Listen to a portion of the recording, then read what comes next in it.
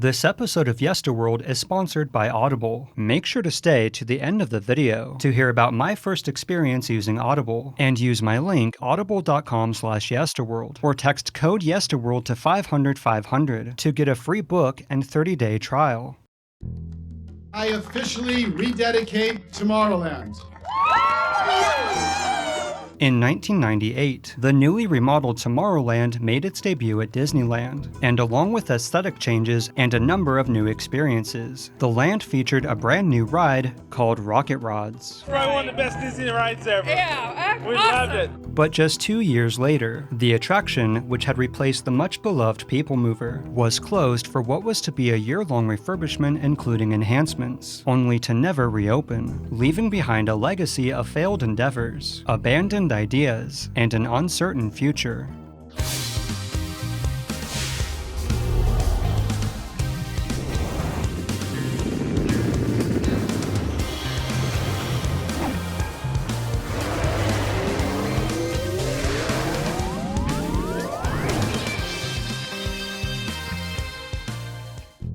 In 1967, when Disney unveiled its new reimagining of Tomorrowland, it did more than just give the land a welcome and long overdue update, but brought Walt Disney's original vision of what Tomorrowland could be that much closer to reality. Tomorrowland is a world on the move. The best way to see it all is to ride the Wedway Peoplemover.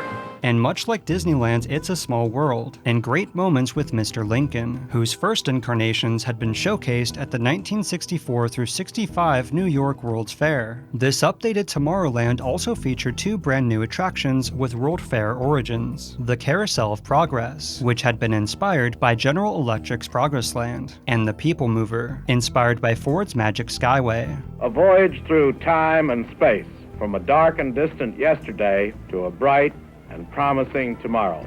The Peoplemover was a living prototype of transportation Walt Disney envisioned for the future, so much so that Ford declined to continue its sponsorship, out of fear of future competition.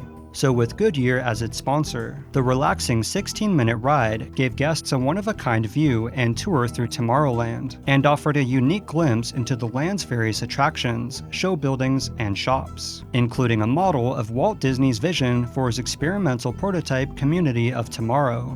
You can get a view of tomorrow, a model city of the future.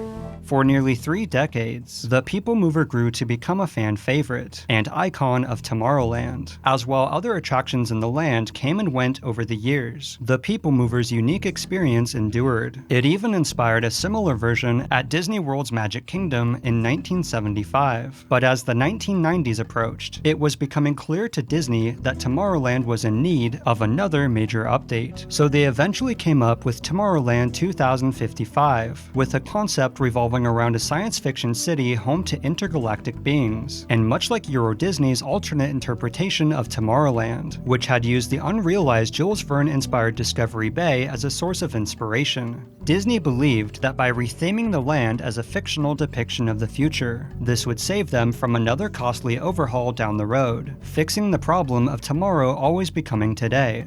Je déclare Euro Disneyland officiellement ouvert. Tomorrowland 2055 was so close to a reality that a test mural was painted at the Tomorrowland Terrace, and a new audio track could be heard in the men's restroom. But unfortunately, due to the initial financial disappointment of Euro Disney, this new Tomorrowland concept was shelved, and along with it a number of planned attractions and experiences. However, Tomorrowland was still in desperate need of another revitalization, as aesthetics aside, with the closure of Mission to Mars in preparation for Alien Encounter, and America Sings closure a few years prior. The land now had 2 completely vacant attractions, so Disney settled on a less extensive makeover, borrowing many elements from Magic Kingdom's originally proposed Tomorrowland, which was to be a near-carbon copy of Euro Disney's Discoveryland. But at that point, CEO Michael Eisner had reportedly lost interest in the planned attraction for the abandoned revolving theater, and had already decided that Disney World's Magic Kingdom would receive the first incarnation of of alien encounter, so for Tomorrowland's brand new starring attraction, he settled on another planned attraction that he believed could not only fit well within this new retheming, but would also be the most cost-effective. So on August 21st, 1995, the Peoplemover was permanently closed to make way for a new take on futuristic transportation. Roads? Where we're going, we don't need roads.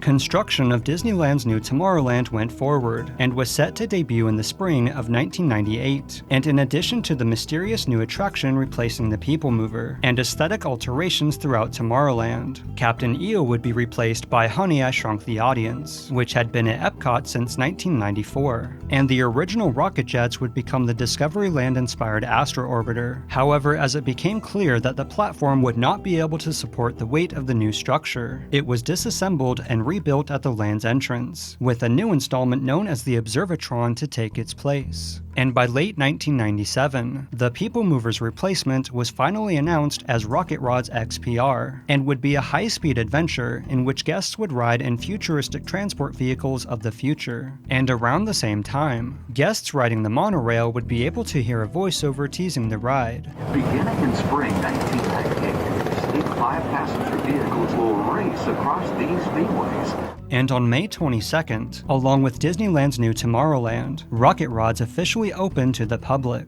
at a cost of 25% of Tomorrowland's total makeover budget of an estimated $100 million. It was fun! Yeah, it's great! You would enter Rocket Rods through the newly remodeled Circle Vision Theater, and in addition to a number of retired and newly repainted ride vehicles and schematics on display, a documentary about the history of transportation would play on the screens, within the story of this fictional ride of the future. And after passing through a tunnel and winding up a golden staircase, you came to the loading area of Rocket Rods.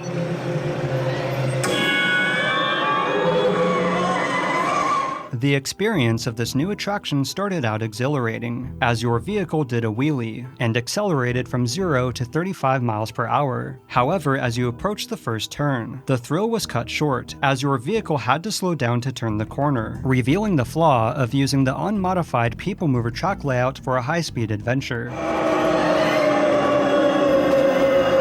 From there, you race past Star Tours and its extended queue, with the Peoplemover's previous view of the Star Trader now blocked off, and replaced with a low-budget effect using a mirror, to appear as if you were about to collide with another vehicle, helping disguise yet another slow turn. And with the view of the Starcade's recently closed second floor also blocked off, you speed past Space Mountain with little time to take in the view, but then get a fantastic view of Tomorrowland, and race through the still under construction Innoventions. This was of course assuming you weren't subjected to the ride's frequent instances of coming to a complete standstill. The rest of Rocket Rods consisted of speeding above Tomorrowland, and the ride ends with strobe lights and a blast of air as you pass through the attraction's queue and arrive back to the loading station. This ride, Ron, is one of the big stars of the new Tomorrowland. And I, for one, am ready to rocket into the future. For all of its moments of genuine fun, Rocket Rods was unfortunately riddled with problems, many of which stemmed from the Peoplemover's original track, as there wasn't enough money in the budget to modify the original layout, forcing the ride vehicles to endure the stress of being in a near constant state of speeding up and slowing down, and in addition to wearing down the vehicle's tires at an exponential rate, and wreaking havoc on the vehicle's engine. This would cause the attraction's computer system to stop the ride dead in its tracks if any of the vehicles were off from its calculated position, leading to frequent downtime for maintenance, evacuations, or computer system resets. Please shut down the system. Making matters worse, all of these factors combined with the vehicles only being able to hold 5 guests per load, led to a ride that regularly had a much higher than anticipated wait, and became such a problem that for the first time, Disney began offering a single rider's line to fill in any empty seats available. And at the height of Rocket Rod's issues, it's even rumored that a brake shoe broke off a vehicle and flew halfway across Tomorrowland. Nice distance. Disney realized that they had a serious problem on their hands, so the ride was closed for a refurbishment just a month after opening, and despite returning 3 months later, the ride was still an operational nightmare. There were even reports that the track and support columns were beginning to show signs of structural damage, as the tracks had not been built to withstand the much heavier and faster ride vehicles. So less than 2 years later, the ride was again closed for an extensive refurbishment that would last until spring of 2001, and would include the ride vehicle lighting effects originally planned before budget cuts. I want to overhaul the entire engine. How much money is this going to cost me? However, spring of 2001 came and went, and the ride had yet to reopen. But on April 28th, verifying what many had begun to suspect, Disney announced that rocket rods would remain permanently closed, never to reopen. It wasn't long before the rocket rod vehicles were destroyed for parts, with the exception of one being put on display in Disney's California Adventure, and another which is believed to have been sold to a collector. And in 2005, the former Rocket Rod show building and theater was converted into Buzz Lightyear Astro Blasters, a spin-off of Magic Kingdom's Space Ranger spin, with several of the ride vehicle elements in the gift shop Rocket Rods had previously exited into, being simply rethemed. And thankfully, the two Peoplemover cars on display in the ride's queue, believed to be the only remaining originally connected sister cars 10B and 10C, were spared and have since been restored to their former 1967 glory. It's amazing! You're a genius! He's just like new! Today, while Space Mountain and the rest of Tomorrowland has mostly been rid of the Discoveryland color palette many found unappealing, traces still remain throughout the land, and though it's been closed for well over a decade, the former Peoplemover and Rocket Rods track remains in a state of abandonment, almost as if frozen in time, with the ride's views into various show buildings and attractions having since been boarded up, as Disney is in a bit of a pickle. To remove the tracks would involve a delicate and costly process, as its support structures are physically built into the land's buildings and foundation. And while it's been suggested to simply bring back the Peoplemover, the weather-beaten and rusting track would have to be completely torn down and rebuilt in order to meet current safety standards, and is more or less unusable in its current state. So for now, the former attraction remains abandoned, and exists as a painful reminder of what was, and what could have been.